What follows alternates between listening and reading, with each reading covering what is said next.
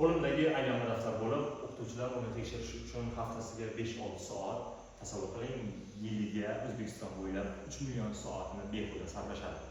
Biz DoPix jamoasi ushbu muammoga inqilobiy yechim sifatida loyiha tayyorladik. Assalomu alaykum. Ismim Shahobiddin, Tekshir AI loyihasining asoschisiman. Bu loyihamiz qanday ishlaydi? Uyga vazifa bajarib bo'lishi bilanoq telefon orqali skaner qilinadi hamda sun'iy intellekt tezkor tahliliy natija chiqarib beradi.